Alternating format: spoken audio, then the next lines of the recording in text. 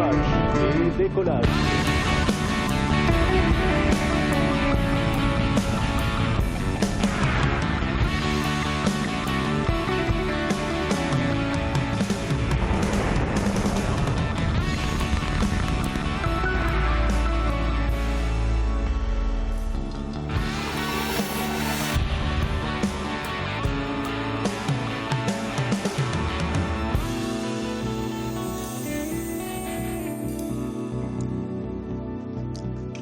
Greetings to all of our friends around the world and welcome once again to Kourou, the home of the Arianespace family, for today's live broadcast of Arianespace's Vega flight number 12. We're happy to have you all with us for the first Vega flight of the year and a very interesting scientific mission indeed. The passenger is called Aeolus, and you can probably guess from the name that has something to do with the winds, and you would be guessing correctly because Aeolus is going to measure global wind profiles, and it's the first of its kind. All the teams at the space base here and back in Europe, Isaac, we're thinking of you, hello, are gearing up for the mission tonight. All is on time and on target. I steal a look at the screen with 18 minutes and 36 seconds to go until liftoff. Coming to you live, as always, from the Jupiter Mission Control Building. And our French commentator, Pierre Junier, is here. He's outside on the terrace. We go to him for a first look at Vega. Pierre. Oui, je suis sur une terrasse. I'm on a terrace on the outside of the Jupiter Control Center. A terrace right straight in front of me, 14 kilometers from me, is Vega on its launch pad. Right to the left is the setting sun, which is why I'm wearing sunglasses. There's a little bit of clouds this evening, but right now we are going to look at the launcher, the lightweight launcher of the Ariane group. It's 30 meters tall. It has a total mass of 138 tons and a thrust at liftoff of 2,200 kilonewtons. With regard to our satellite that's under the fairing, as you can see, the client is the European Space Agency. Its mass at liftoff is 1,357 kilograms. Its mission is Earth observation and wind profiling. The prime contractor is Airbus Defence and Space. It will be on Sun synchronous orbit at 320 kilometers of altitude. So here we have a drone above the base. And so this International Space Station will be slightly above Vega. Back to Josh. With Stefan Israel, Arianespace's CEO. Stefan, welcome. Good evening.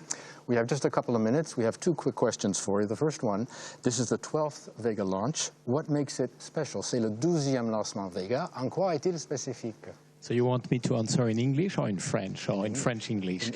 Okay, it's a specific mission because it is the 50th mission we deliver for ESA, and it is a very good illustration of our raison d'être, DNA if you want, which is to give Europe a reliable access and autonomous access to space. And secondly, it is also very specific because this mission is dedicated to environment. You know that Aeolus is going to help us to better understand the wind. By better understand the wind, we are going to better understand climate change and to better fight climate warming. So here we also do what we want to do, which is to deliver services for a better life on Earth through space. Very good. Okay, last question. Can you tell us a little bit more about the mission, maybe some facts and figures? Pouvez-vous nous en dire un tout petit plus sur la mission ce soir? Okay, so it is 12 Vega we are going to deliver. We deliver it in partnership with Avio, who is the prime of Vega. We have had 11 successful launches, and tonight it is the 12th one. This mission is going to last 55 minutes. We will have the three first stages, which are going to deliver during 6 minutes and a half. We will head towards the north, and we will have two boosts of the AVUM, and after 55 minutes, we will deliver the spacecraft on a sun-synchronous orbit. All is green on the table you see behind me. The meteo is very good. The weather is with us. So the launcher is ready. The satellite is ready. So everything should be okay for tonight in now a few minutes. Okay, super. Stefan, many thanks. Stefan is going back to work in the fishbowl behind us here, where the Arianespace people, CNES people, and ESA people, plus the customers, are situated. We are going back to Pierre now for a look at the mission. And when Eh bien oui, ici, Yes. nous allons We are vous going faire un petit to résumé. give you a very short and quick summary of all the events that are going to take place during this evening's mission. We're going to sum them up, 1 hour's mission in 1 minute and 30 seconds. As you know, it's the P-80, the first stage of Vega that will enable the launcher to break free from the Earth's gravitational force. It's going to burn up 90 tons of solid propellant in less than 2 minutes. It will allow Vega to take off and will separate at an altitude of 53 kilometers. You see them up on the screen. And immediately, the second stage, the Zefiro 23 with 25 tons of powder will take over, and it will burn out. And it will be up to Zefiro 9 that will take over. And shortly after, the fairing that protects our passenger will drop off, and we'll be able to see Aeolus. And finally, the Zefiro 9 will also finish their work, and its separation will take place at 213 kilometers of altitude. And then finally, the upper stage, the Avum, with liquid propellant that will take over. The last stage has a liquid propellant motor.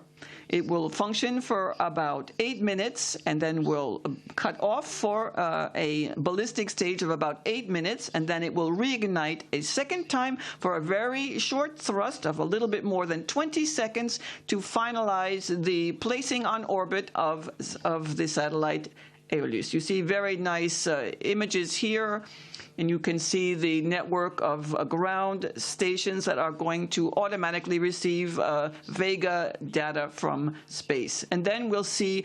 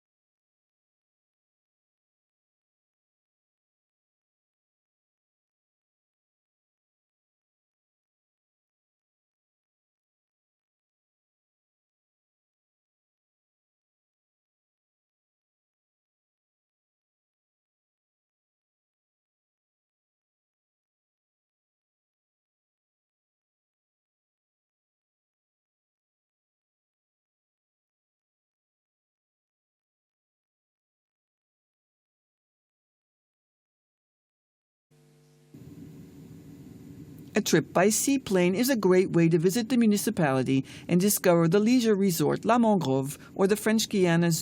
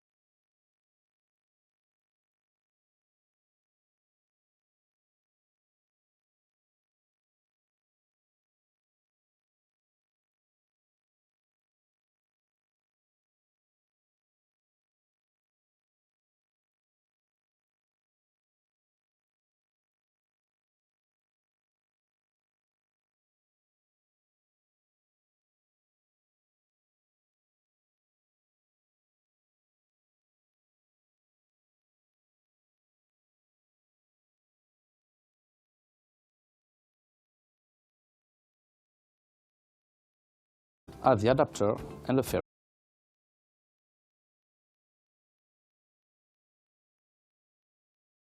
In the following weeks, the electrical testing on the satellite was performed and the preparations for the fueling were completed. In the S5B fueling hall, the satellite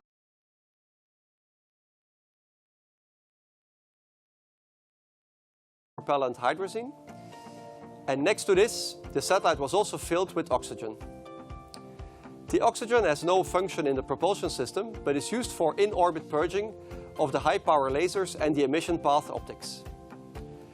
The oxygen purging is required to avoid any deposit of contamination, again to guarantee the extreme cleanliness of the payload. After the fueling operations, the combined operations phase was started with the integration of the Aeolus spacecraft on its flight adapter. After final checks and inspections, the fairing was integrated around the spacecraft, forming the so-called pack. All along this combined phase, the technical authority worked in very close collaboration with the responsibles of operation, giving its technical support when needed and participating to the potential anomalies solving. The technical authority is also one of the spacecraft customer main contacts during the launch campaign, providing its support on technical topics. The dress rehearsal has been completed successfully from Jupiter 2. The launch readiness review has been held and the authorization to enter final chronology has been given.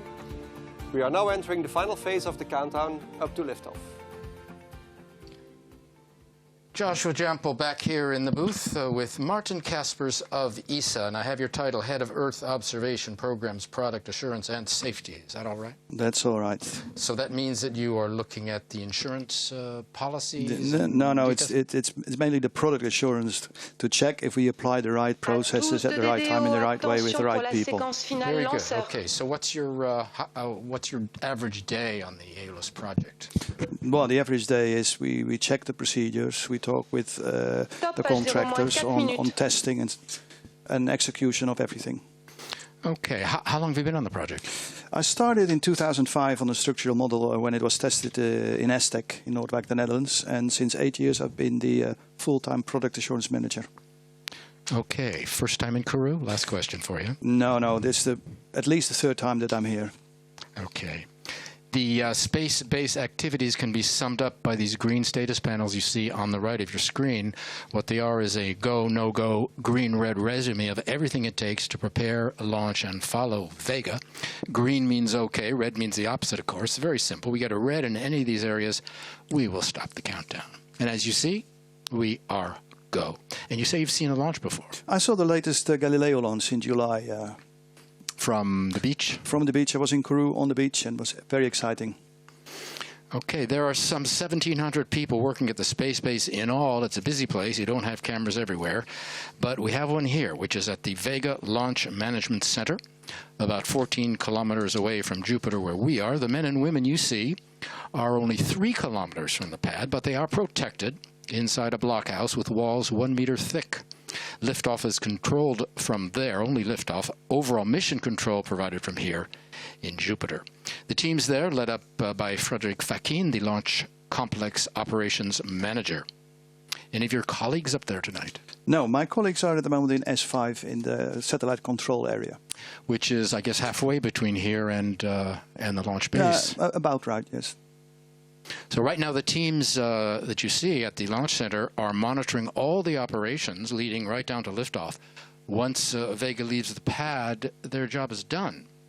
There are hundreds and hundreds and hundreds of parameters to check. I guess you agree with me here, right? Basically what's happening now is that power is passing from the ground, which controls everything now, to the Vega onboard computers, which will control everything after liftoff. Under 2 minutes to go. Now, I know you're going to go outside and watch the launch. Before you go, just tell me what's going through your mind right now after all these years on the project. I'm feeling quite emotional at the moment, and I don't know how I will react when I see it really going up. But it's such a long program, and let's see it going up.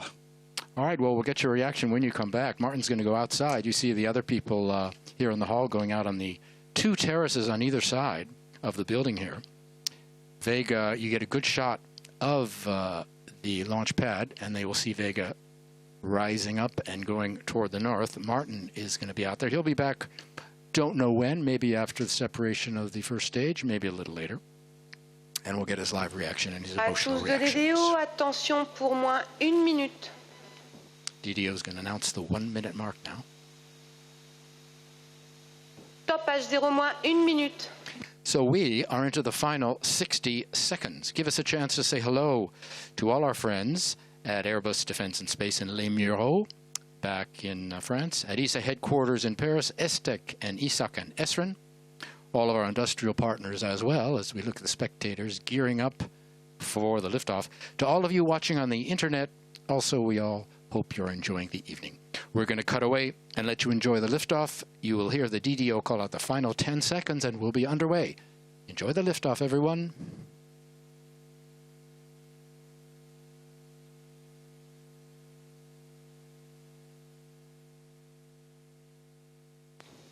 À tous de DDO, attention pour le décompte final. 10, 9, 8, 7, 6, 5, 4, 3, 2, 1, top. Allumage P80 et décollage VV12 Aeolus.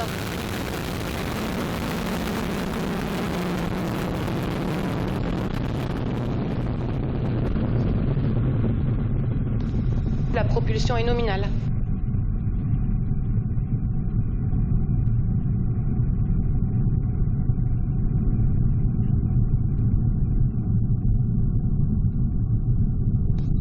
La trajectoire est nominale, la propulsion du P80 est nominale.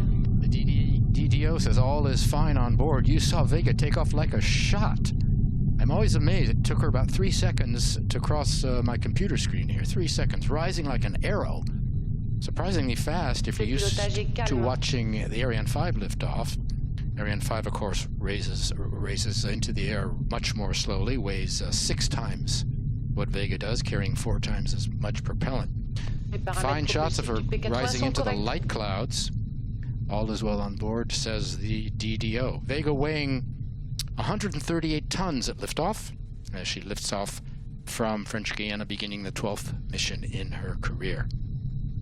They call her the light launcher at 138 tons, but I guess that's relative. The first stage is burning now. She weighs 97 tons. 88 tons of that are fuel. Most of any launcher's weight is propellant in any system that we're using today. The first stage burns its single engine for about 2 minutes before being jettisoned. Maybe we'll be able to see that as our camera is tracking Vega, because visibility is pretty good. First stage is produced in Colleferro near Rome, then delivered to the French Guiana plant here, where it's loaded with fuel and transferred to the booster integration building. You probably saw some of that on the video on the launcher campaign. And having returned with a big smile on his face, before separation, is Martin Kaspers. So, how is it? Incredible. Tell us.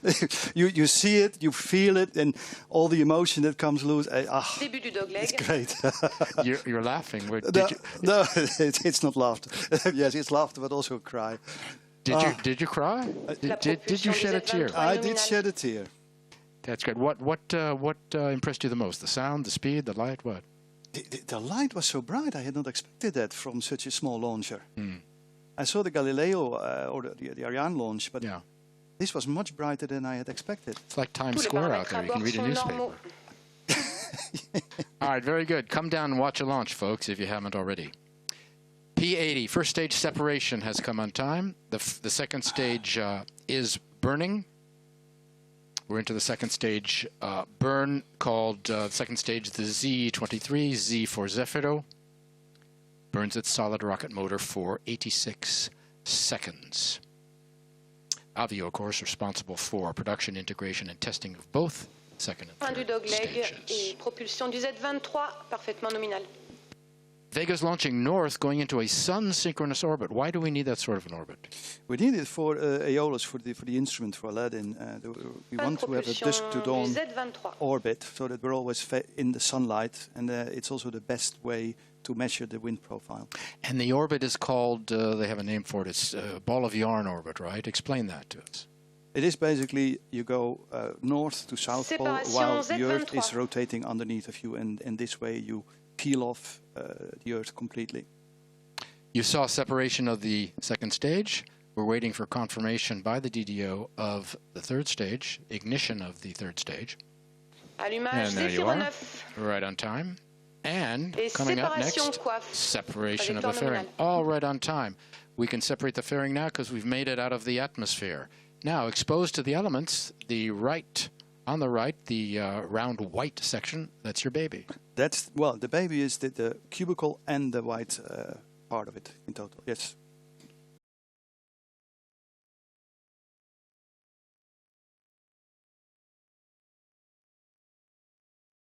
Tested in CSL Belgium. Right, we have a story about that coming up. First, we're used to seeing, here's a question.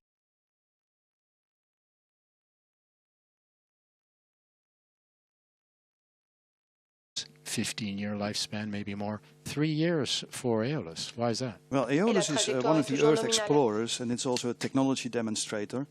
And because of the small size, we have less fuel on board than the telco satellites have. Right. So how much fuel, roughly? We have about 266 kilograms of fuel on board for a 3-year mission.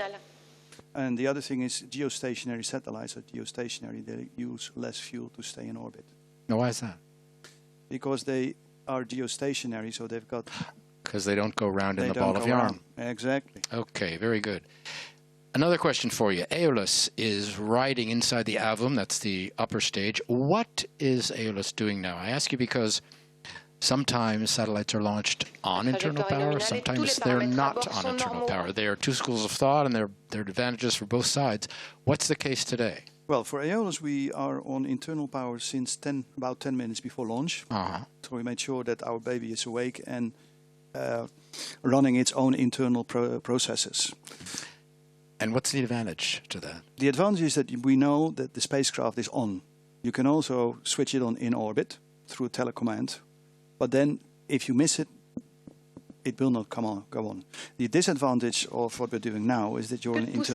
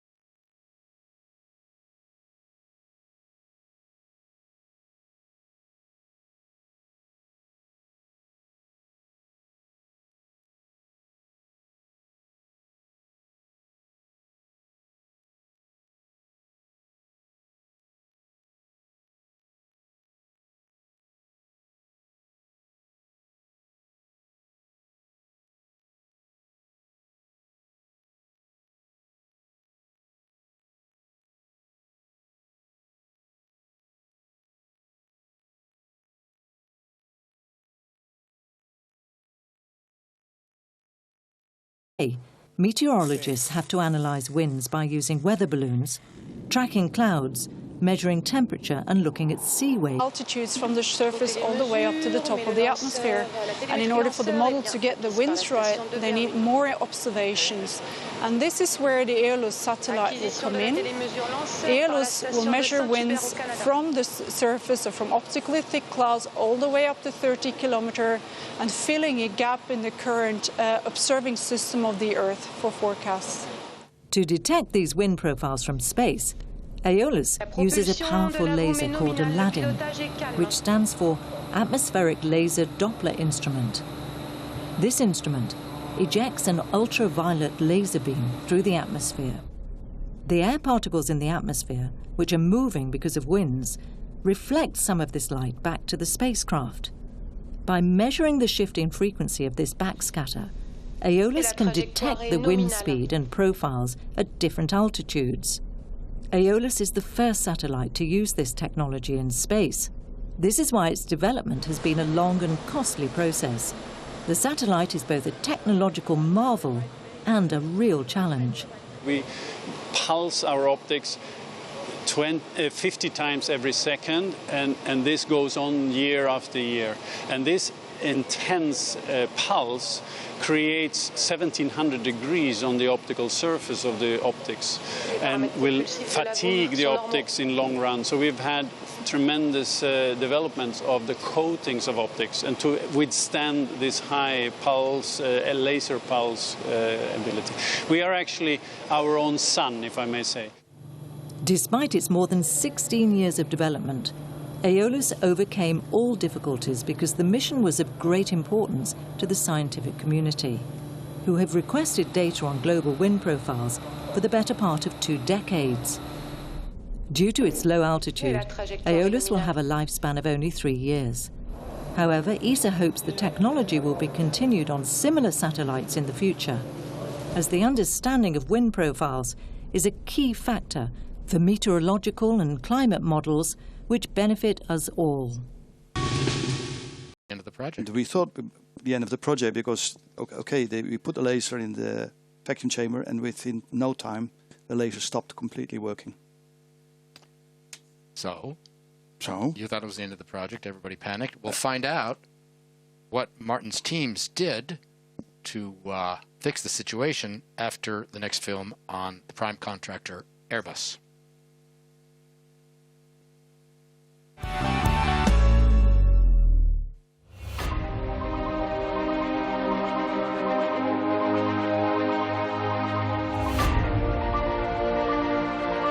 reste 2 minutes 30 de poussée de la roue, mais la propulsion est correcte.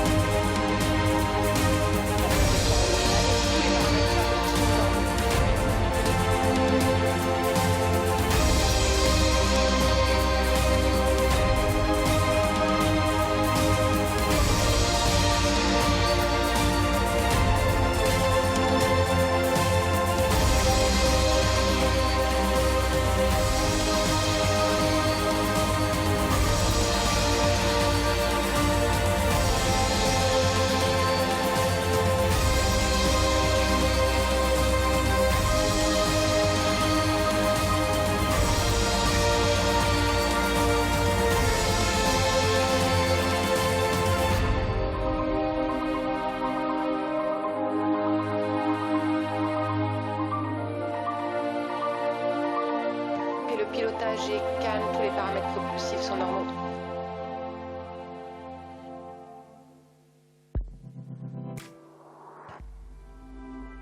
Il reste 1 minute de propulsion de la VOOM. So before the Airbus film, you were telling us the project looked like it was off a cliff. What happened? How'd you fix it? Well, we realized that the difference was ambient or vacuum, and that was the lack of oxygen. So we realized, wait a minute, maybe we need oxygen. We did a few tests, we applied oxygen, and guess what? It worked. It worked.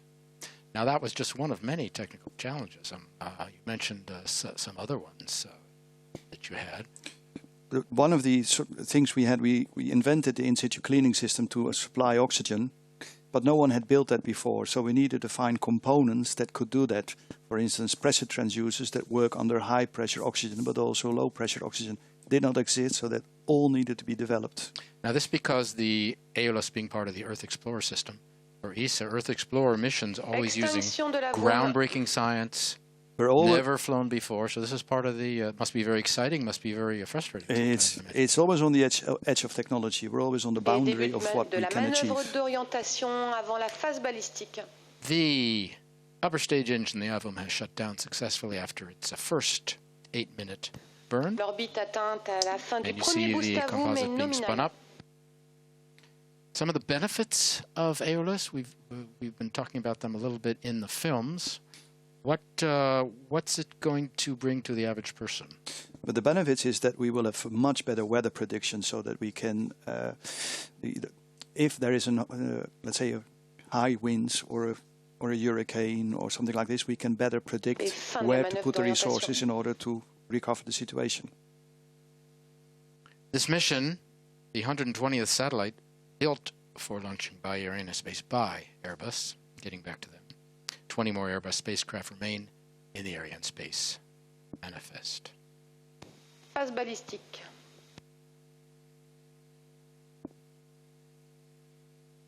Fifth mission for Arianespace this year. We've flown 3 Ariane 5s and a Soyuz so far. The 299th launch for the Ariane family. Aeolus being the 27th satellite launched by Vega, and the 583rd satellite launched by Arianespace. Some interesting numbers for you. Going back to orbits, our sun-synchronous orbit, most Earth observation satellites have to go into this orbit, heliosynchronous. Why is that? Well, the thing is, you want to have a global coverage with Earth observation spacecraft. So then the only way to do it is with a polar orbit. Because why? Does the sunlight have anything to do with it? No, that depends a bit on the mission. For us, for the measurements of the wind, it was necessary to be in the dusk to dawn. We're going to go now to a replay of the liftoff. You can relive those very exciting moments. You see 3 seconds, and she's gone from the screen, as I mentioned. We have several observation sites across the space here, have cameras at most of them. They record the liftoff from their different angles. It's these shots you're seeing now. Many of the VIPs and invited guests are out there tonight. Have you seen a launch from there? I just saw last in July the launch of the 4 Galileo spacecrafts. And how does it compare with the one you just saw? Completely different. I mean, the Ariane is much larger and slower, but the sound is more intense. Yeah. And the sound from the launch base takes about 90 seconds to come here to where we are in Jupiter. Is it the same for the Vega? Because I've never seen... No, it's less of a delay between what you see and what you hear. Does that have anything to do with the Doppler effect, which you're going to talk about? No, it's mainly the distance. I'm confusing 2 things. Well, I'm no physicist. All right. Over the fine shots of the replay, we're going to say a temporary goodbye. We're going to cut away for about 20 minutes while Vega enters a ballistic phase, waiting for the second AVOM ignition and the end of the mission after that. So enjoy the break. We'll be back at about plus 21 minutes. See you then.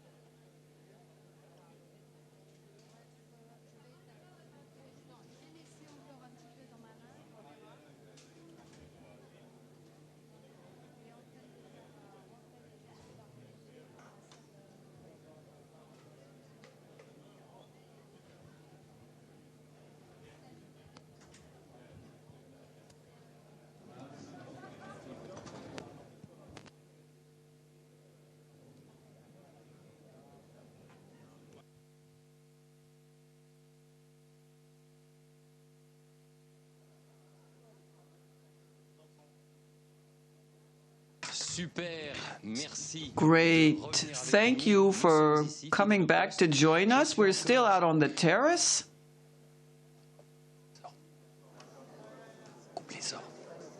Si je parle, sommes là, fidèle au rendez-vous, à plus 41 minutes et 20 secondes. 41.22 seconds. Vega a décollé il y a plus de 40 minutes. Et le sujet, bien, tout de suite, c'est avec And Alexandre the Dallonneau qui nous explique. upcoming film that we're going to show you is a review of flight events. We are now in the ballistic phase.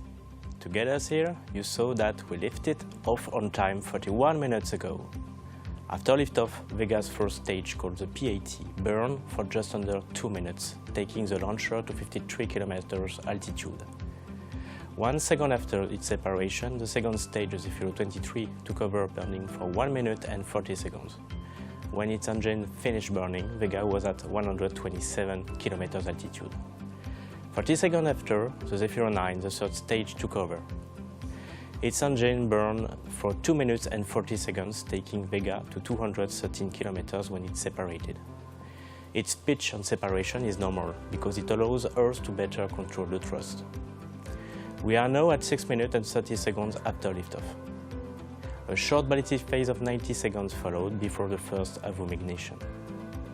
Our speed, it was 703 kilometers per second. The first AVUM burn lasted 8.5 minutes. At the end of this burn, Vega was flying at 350 kilometers altitude. When then entered the ballistic phase, which lasted for 36.5 minutes. The long ballistic phase will end at H plus 53 minutes. The AVUM will be at 320 kilometers altitude. The second AVUM burn will circle Vega's orbit. It's a short, only 20 seconds roughly. Aeolus will separate from the AVUM at H plus 54 minutes and 57 seconds. Because of spacecraft mission specificities and its atmospheric laser Doppler instruments, Vega's trajectories was constrained in attitude throughout the flight, making it a complex mission. Vega is designed for such constraints, making it the perfect launch system for this kind of mission. Thank you to Alexandre Dallonneau for this recapitulation of the mission. I'm still on the terrace, still seeing the setting suns. There are a few clouds and some red glow. We're going back to Jupiter with Josh. We're still here on the inside. With me now, Joseph Aschbacher of ESA, the Director of the Earth Observation Programs. Welcome. Thank you. We have 3 questions for you. First question, what are the Earth Explorers? Que sont les Earth Explorers? Earth Explorers are one series of satellites which are dedicated to science. In fact, they are serving 2 purposes and are driven by 2 main objectives. One is to answer burning questions of science, and secondly, to explore new technology which has not been flown before and which is completely new. And Aeolus is the 5th of the Earth Explorers. We have already launched 4 of them. Some of them here on the screen. They're here on the screen, Goche, SMOS, Cryosat, and Swarm. So now the 5th one is Aeolus, and we keep still our fingers crossed that all goes perfectly well. But we also have some others in the pipeline, like Biomass, Flex, EarthCare, which are the next ones to be launched. So they're really addressing questions of science to better understand the Earth system as a whole. How does Aeolus fit in globally to the ESA Earth Observation programs? Quel est le rôle de Aeolus dans les programmes de l'observation de la Terre de l'ESA? Aeolus is one of 25 missions which are under development in the Earth Observation Program. In addition, we have 14 missions in operation. So really we have a very strong portfolio of different missions, different satellites, either in development or in operation. So Aeolus is really the mission addressing very important questions which are relevant to society, better weather forecasts, better weather prediction, but also climate modeling is a key application. And it really is one element of a larger family, a larger group of satellites that do measure various parameters. I should say that the Earth Explorer family is the research mission, while we have also other families which are more geared towards operation, the Copernicus missions and meteorological missions. Okay, how about the Sentinel missions? How does Aeolus fit into the Sentinel missions? Quel est le lien entre Aeolus et les missions Sentinel de l'ESA? The Sentinel missions is a different type, different family of missions. They are operational missions. We are doing them with the European Union together. They are co-funded. The space component is co-funded by the European Commission and the European Space Agency. But they are really serving policy priorities of Europe, which are addressed with different parameters. We have launched today 7 out of the 20 Sentinels that are funded currently. And they really build up, I would call it the world's best, most ambitious Earth-observing system. I should also mention that in addition to the Sentinels, we have meteorological missions, which we are doing together with EUMETSAT, and we have the honor of having Alain Ratier with us today. We're also working, ESA and EUMETSAT, extremely well together in order to build geostationary and polar orbiting missions. Okay, we're out of time. Josef Aschbacher from ESA. Many thanks. Thank you very much. We're going to go to a film now. What have we been talking about? The winds and the weather. We have a film on just that coming up. We'll be back with more and the end of the mission and satellite separation. Don't go away.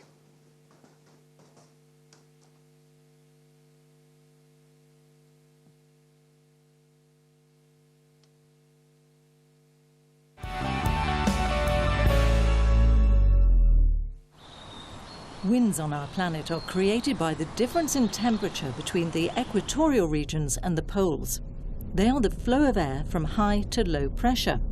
As warm air rises in the tropics, it flows towards the poles, where the air pressure is lower.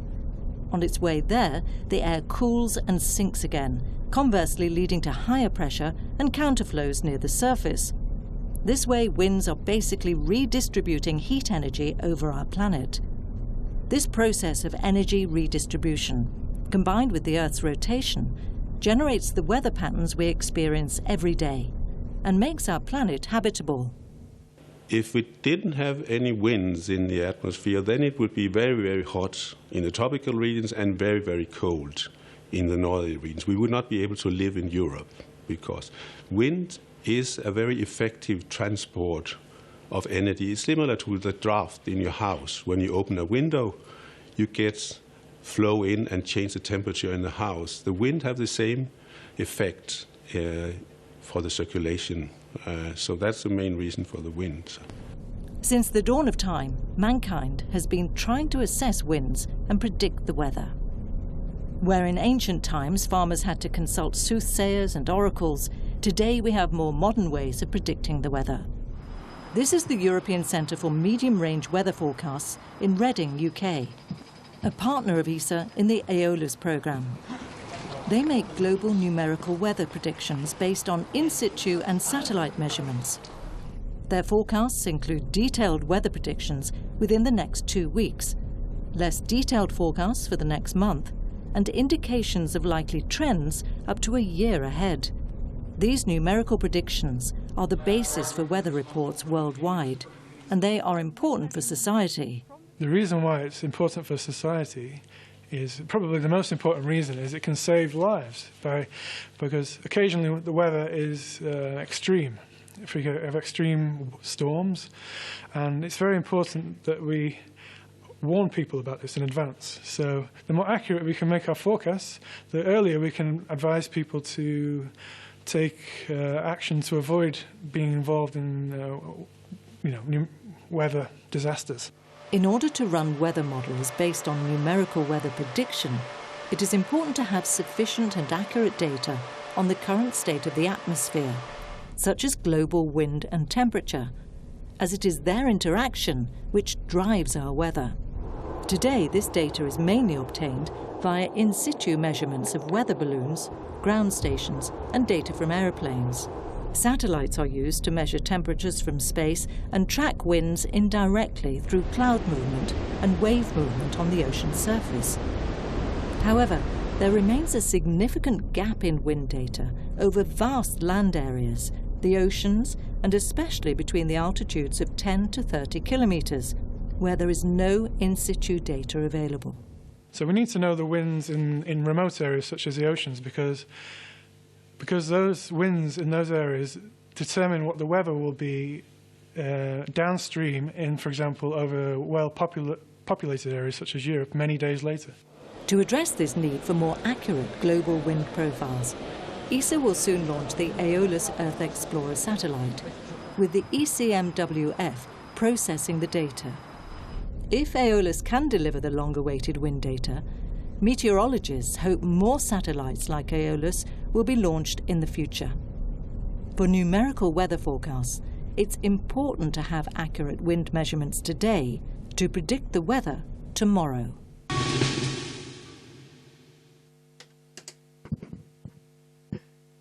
We have been picked up, or we're going momentarily to be picked up by the New Norcia. Am I saying that right? New Norcia? Yeah. Station in Australia, not far from where Aeolus is going to be separated, by the way. She's going to be separated off the coast of Australia, I do believe. Acquisition de la télémesure lanceur par la station de New Norcia. And the DDO has just announced that the signal has been picked up there. Now, just a word about the space base.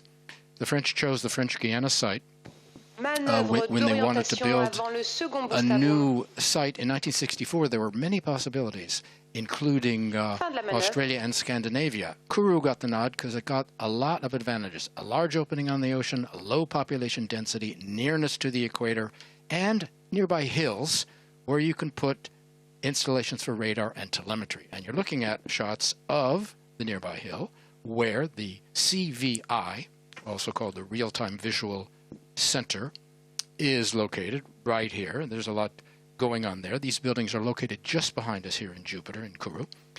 And the hill is called the Montagne des Pères, the Mountain of the Fathers.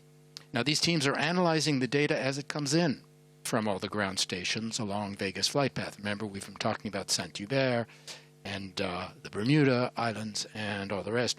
These data are then treated to reconstitute the entire mission. And after that, the entire flight is recreated in figures from liftoff to well after satellite separation, then analyzed again in delayed time. So all that to say that Arianespace has a huge amount of information in its archives. How each launcher, going back to the first Ariane 1, Christmas Eve 1979, remember, has performed. The first UV laser.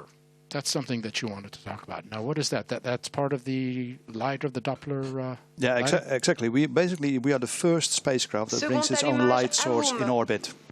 Okay. The DDO has just called out the second ignition of the Alum fourth stage. That's going to last for 20 seconds. Go ahead, sorry. So it's also something that Anders Elving, the project manager, has said in one of his videos, is that we are the first spacecraft to bring a light source on board. That's not done before. And it's quite unique in the sense that we emit our own light. And the DDO has just called it the extinction of the second burn? Okay, good. So we have our own light source, we emit and receive. Manœuvre d'orientation avant le booster RAX. Oh, sorry, I thought I had to wait. So, and this is a first. So all the other agencies and programs have tried it. And they stopped because of all kinds of difficulties, because the laser is so powerful that you get all kinds of issues. We are coming up on separation in under a minute. Can I ask you what's going through your mind now? Are you as emotional as you were at liftoff? Well, this is going to be the moment that Aeolus will stand on its own to become an adult and go to work. She's already an adult if she's 20 years old. Yes, a young adult. Young, or an old adolescent. Yes. All right, so you're feeling good. I'm feeling good. Yeah. I'm feeling still a bit emotional, and it's quite strange, the feeling, and looking forward to the solar array deployment later on. All right, this is for Martin, as for all of us, a moment of high concentration here in Jupiter and, of course, elsewhere around the world for the Aeolus people as we await separation. Everyone be focused. We've gone through separations before, but it's never quite. Et séparation Aeolus. Now there's the scheduled separation. You hear the applause, and you see the people smiling. That's the scheduled separation. Looks good. Assuming we're going to have to wait until confirmation, of course, when we get the signal from the Troll station in Antarctica, but let's assume that all is well. So congratulations. Thank you, Joshua. Your work is just beginning, or is it over now? In essence, it should be over now, because it's being taken over by our colleagues in ESOC. If they need me, it means that they have an onboard problem. So let's hope. So that they don't call you. Exactly. Okay.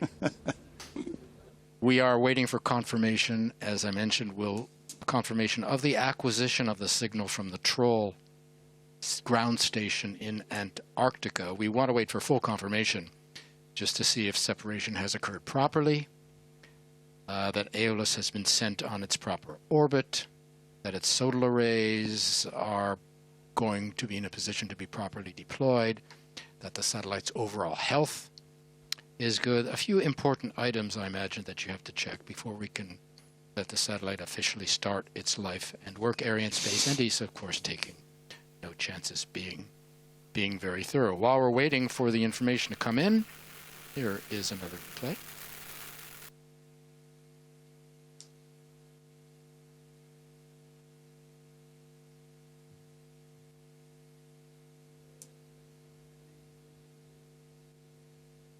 There will be a third avant burn, which is usually the case. We won't see it. It'll be in about 2 minutes. It'll be of about 2 minutes, I should say. It'll be for passivation. You know about passivation? That's when it takes place at a much higher altitude, and the what's left in the fuel of the upper stage tanks are emptied. So the satellite poses no danger to anything. That's another avant burn to put it into a slot there. But again, we won't see that. And also looking ahead, there will be a first post-flight analysis of the mission. We mentioned the archives that Arianespace has. That'll be held in the afternoon at the CVI, the Real-Time Visibility Center we saw earlier. There will be a technical review and a final post-flight review. On the phone, Anders getting his information from downrange, I imagine. There will also be a post-flight analysis meeting, usually at Arianespace headquarters outside Paris.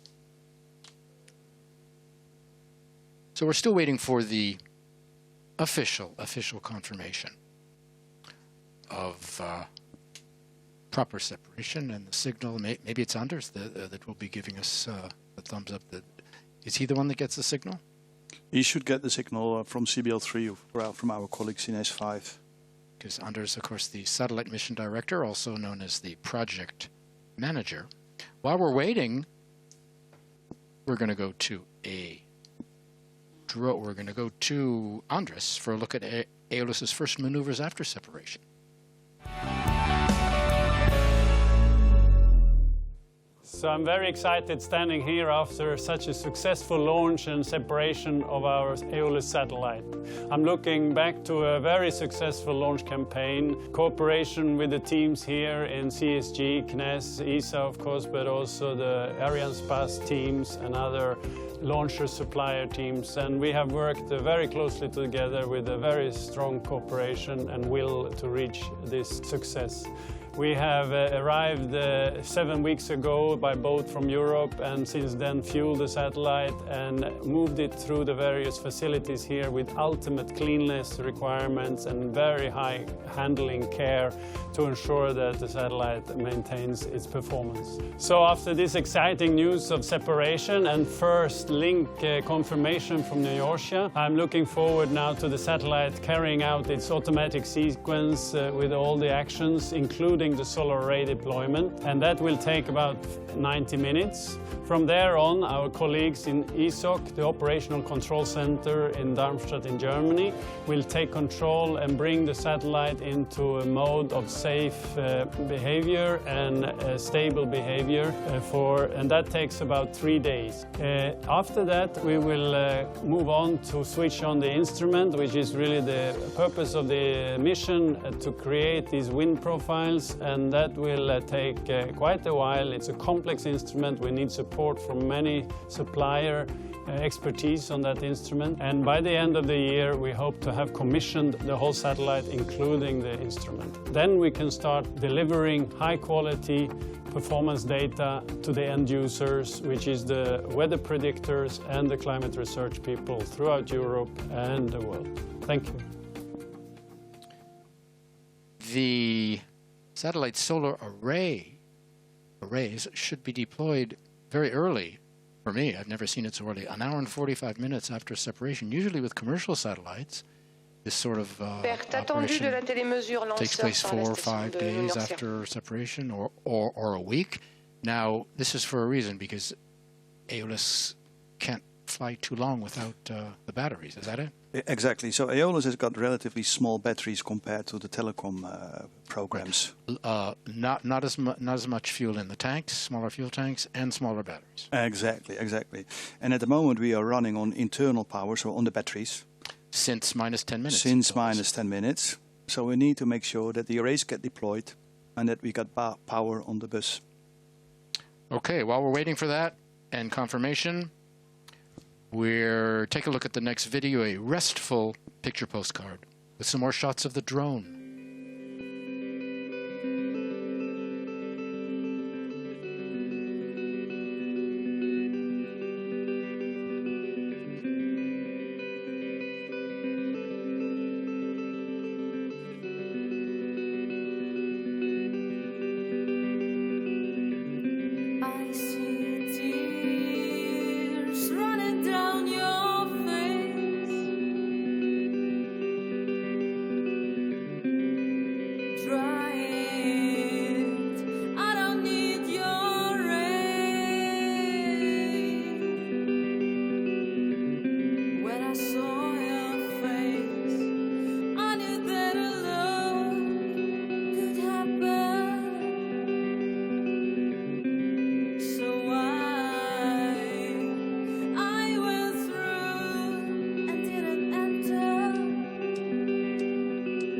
And I'm going away, but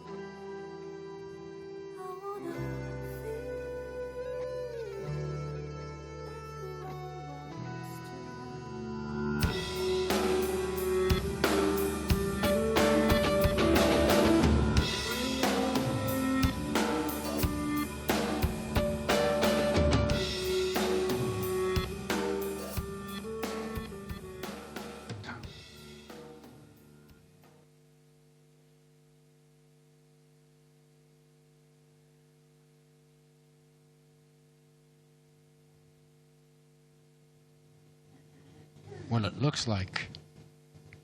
Have we had confirmation? Not. We're looking. We see some smiling faces. We're still waiting for the official word. Meanwhile, we hope you enjoyed the restful, peaceful picture postcard with music and our drone shots. Did you want to say anything to your friends, or you want to wait for confirmation? Let's wait for confirmation. I think that's wise.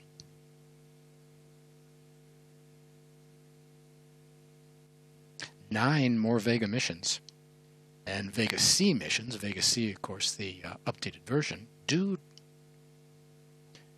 is that it? Looks like we have confirmation. We have confirmation. We have mentioning 9 more Vega missions and Vega C missions. Vega C is the updated version, due to fly the first time next year. C for consolidated, I do believe. I think it is, yes. Vega C. 1/3 of those missions are for European institutions, 2/3 for export customers. Vega C development proceeding on schedule. Maiden launch next year. The new version offering higher performance, flexibility, handling an even greater variety of missions, and maybe your next missions, which include what, Flex? Flex, for instance, yeah, that's the next mission after. That's the next Explorer that we're going to develop after Aeolus. Is that where you go after Aeolus? I will go after to Flex, indeed.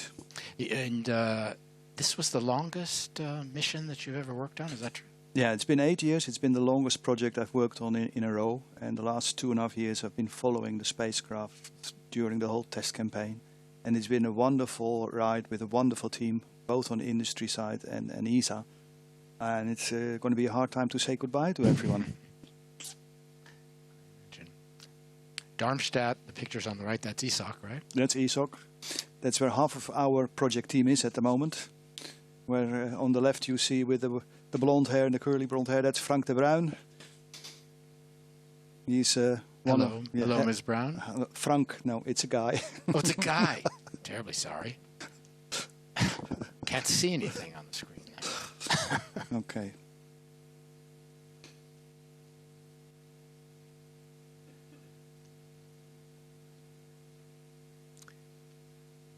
It would seem that we're still waiting for confirmation. You agree with me? I agree with you. This is another milestone tonight, the 50th mission launched by Arianespace for ESA. And there's some other very interesting ESA science missions coming up in the Arianespace backlog, including Bepi Colombo for October. Bepi Colombo is mankind's first mission to Mercury. We've been to Venus with ESA probes, and to Mars, and to asteroids and comets. This will be the first one to Mercury. Very exciting mission for October. Then there's the James Webb Space Telescope. That'll go on an Ariane 5. That's a joint mission with NASA. And a Soyuz mission for Cheops coming up also. Still waiting for confirmation. After confirmation, we will, of course, go to the post-launch speeches. We'll be hearing from Stefan Israel, CEO of Arianespace. From ESA, we may be hearing from Joseph Aschbacher again, or we may be hearing from Jan Werner by video, by Skype. Indeed. I'm not sure. One of those gentlemen for sure. We'll also be hearing from Mathilde Royer-Germain of Airbus, Defence and Space. So all that's ahead. As soon as we get confirmation of the signal acquisition from Troll, that's the station in Antarctica.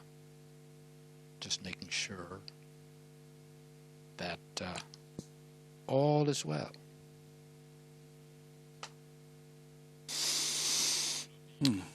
Earth observation satellites. Let's talk about the market, because I think it's a very interesting market. Do you have any idea and any thoughts of where the market is going? Are the satellites, Earth observation satellites, getting bigger, smaller? It's a bit both ends. We have quite large spacecrafts which we built in cooperation with EUMETSAT, like the METOP. METOP, yes. METOP. There's even the METOP C, who is currently here in S1, which is due for launch on the 6th of November. Yes, that's a Soyuz, I think. That's a Soyuz launch, indeed. It's the first METOP from the first generation that's being launched from here, because the A and B model were launched from Kazakhstan. From Baikonur. From Baikonur. Right. Okay. So, well. Well. Oh, that's a relief.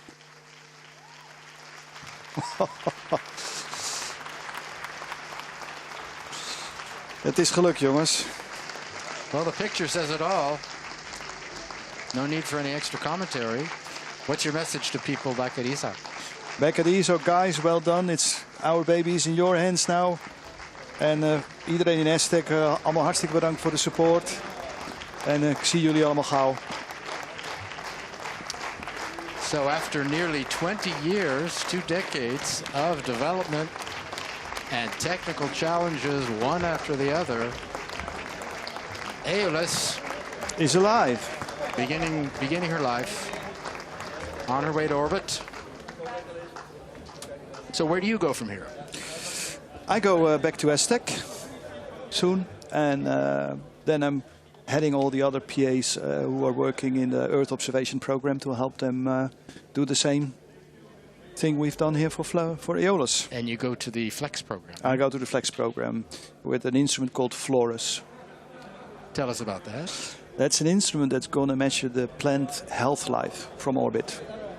Oh, good for crop and climate and weather, I imagine, also? Exactly. The idea is that we're going to measure the plant health life, whether it's sufficiently wet or whether it's too dry or whether someone has used some chemicals.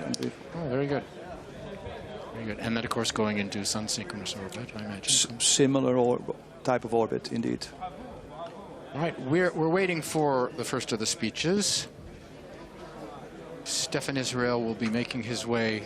He has made his way out from the fishbowl onto our side, and he's making his way to the podium, and his voice will be the next you hear. Stefan Israel, CEO of Arianespace.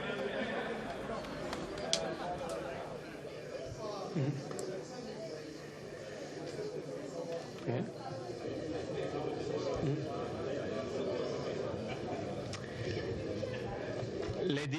Ladies and gentlemen, distinguished guests, Arianespace is delighted to confirm that Aeolus has been safely separated on its targeted sun-synchronous orbit. Congratulations to all. Complimenti. Aeolus will precisely monitor wind flow and air currents on Earth, improving weather forecasting and ultimately our ability to protect the environment. Aeolus demonstrates how assets in space can help to preserve our planet and how Europe can contribute to this critical mission. I wish to thank the European Space Agency and especially Joseph Aschbacher, ESA Director for Earth Observation, for having entrusted Arianespace with such a key mission. Let me also highlight that tonight's launch is Arianespace's 50th mission for ESA. Ensuring reliable and independent access to space for Europe is our first mission. It would not be possible without the long-term partnership between Arianespace and ESA. In this regard, I want to thank Jan Werner and reassert how grateful Arianespace is to ESA for this close collaboration. Another very close teammate of Arianespace deserves our congratulations, Airbus Defence and Space. Aeolus is the 120th satellite built by Airbus and orbited by Arianespace. We've got also 20 other Airbus satellites in our backlog without taking into account OneWeb constellation. Thanks to Mathilde Droyer and Jean Dauphin to be with us tonight, and congratulations for this key satellite. For its first flight of the year, the 12th time since its introduction in the CSG, Vega performed flawlessly. Today's mission demonstrated once again the great performance and flexibility of Vega. Let me congratulate all our Vega partners, ESA launchers and especially Daniel Neuenschwander and Stefano Bianchi, Thanks also to the member states of the Vega program, notably Italy, who plays a key role with ASI. Of course, let me express my deep gratitude to Avio, our shareholder and industrial prime for Vega. Congratulations to Giulio Renzo and all the Colleferro teams for this new success, which is absolutely remarkable. 9 more launches are already in our backlog for lightweight vehicle. 3 of them will be delivered by Vega C, which will be available by end 29 to further enhance the flexibility and competitiveness of Vega. Last but not least, let me thank those who made this launch a success here in the Guyana Space Center. CNES, our contractors in the European spaceport, and all employees at the launch facility. Of course, I would like to pay my tribute to my team, to Arianespace colleagues, for this 5th launch of the year. And now I leave the floor to our customer. Jan Werner is going to be with us. Thank you very much. Thanks a lot.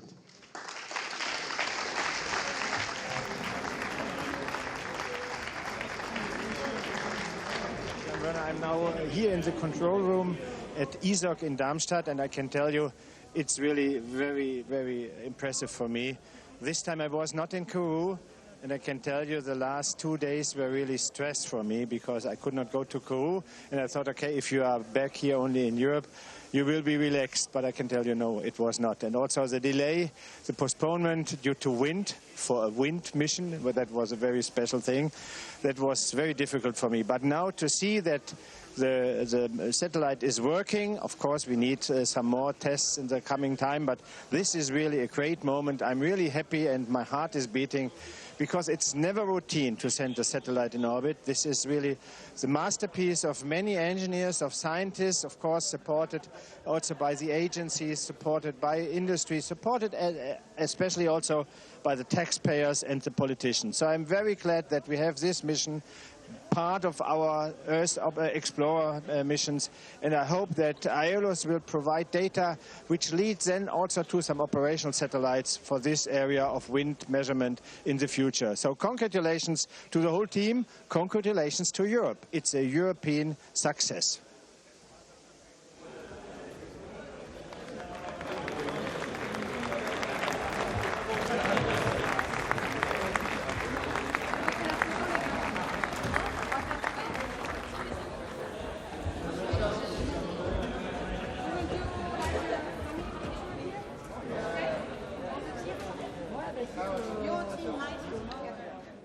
I am very honored to be here today and celebrate the successful launch of the Aeolus satellite. As Joseph mentioned before, Aeolus is part of the ESA Living Planet program, a program Airbus has largely contributed to, with missions like GOSI, Cryosat, Swarm, and in the near future, Healthcare. But Aeolus is a very special mission. It is a world premiere. For the first time in history, we will be able to acquire wind profiles on a global scale from space. These first global patterns of wind behavior at different altitudes will help improve worldwide weather forecast and contribute to long-term climate research. This is where space provides us new means to understand our environment and better apprehend our planet. As you can imagine, such a pioneering mission was not a walk in the park. The development of Aeolus, especially the complex UV laser system of the Aladdin instrument, was a huge technological challenge. I would like to thank the European Space Agency for trusting Airbus on such an important mission, and extend these thanks to all the companies of the consortium that have helped us achieving this mission. What we celebrate tonight is the result of years and years of dedication of highly skilled women and men who never gave up. It is the result of outstanding teamwork all across Europe. I want to pay tribute to and give thanks for all the teams who made it a success, especially the Airbus teams in the UK, who primed this mission, in France and in Germany. You can be proud of what you achieved. Some of these teams are with us tonight here in Kourou. Some of the teams are participating to this launch event via video transmission in Toulouse and in Stevenage. So bonsoir Toulouse, hello Stevenage. You see, Aeolus is a truly European success. It is a great example of what Europe can do when teams cooperate across countries, when there is a shared will to make it happen. So let us celebrate all together in Toulouse, Stevenage, here in Kourou and everywhere. Again, congratulations to the teams and Godspeed Aeolus. Thank you.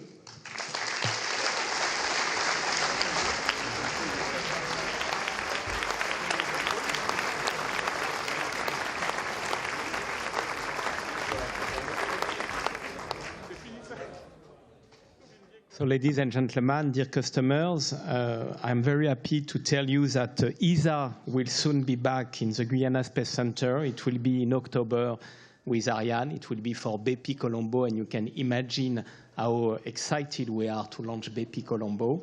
And before, if you allow us, we will have commercial customers for the 100th Ariane 5, which will be the 300 missions, 300 launch delivered by Arianespace. It will be in September, and it will be for Intelsat, SkyPerfect GSAT, and Azer Cosmos. Thank you very much, and enjoy the evening. Thanks a lot.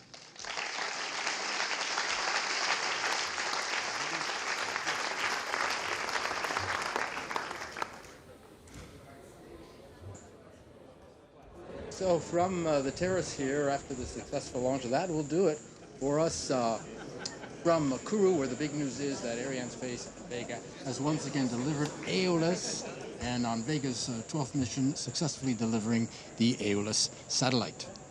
Moi, je veux dire bon vent à Aeolus parce que good luck to Aeolus. I know that now I'll be looking at the sky during the next 3 years and thinking about Aeolus up there at 320 kilometers altitude. So I say well done to all the teams, and I'll think about its ultraviolet laser and think about its fantastic equipment.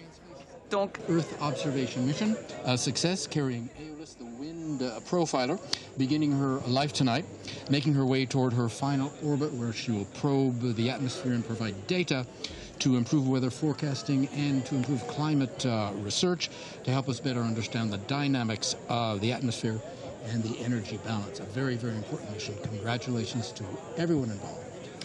Ce qui est formidable ici, Josh. Great here, Josh, and it's true every single launch that is, there's a sort of adrenaline that sort of starts to grow. There's a really thrilling and exciting atmosphere. That's something so wonderful about this space adventure. So all the teams know what I'm talking about. So stay faithful to Arianespace. Keep watching our launches from the CSG and be with us as often as possible and as long as possible. And I forgot to say that I had to put my hat on. So now... Proper goodbye. Our next flight As Stefan Israel mentioned, September 10th, that's the 100th Ariane 5 and the 300th mission of a member of the Ariane family. That's a couple of big milestones. You won't want to miss it. We'll be here. We hope you will be too. So until then, on behalf of everybody here at the Space Base, Pierre Junier, Joshua Jampel saying thank you for being with us. We hope you enjoyed it. We certainly did. And we look forward to being with you next time. Goodbye, everybody. That's for sure, Josh. Yes, we celebrated the 50th year of launches from the CSG, so the next flight will be the 100th launch of an Ariane 5. Can you believe it? The 100th launch and the 300th launch of the launch family of Ariane 5. So I think these figures speak for themselves. I will do exactly like Josh. I will wish you all an excellent evening and goodbye to all, and see you very soon. Bye-bye.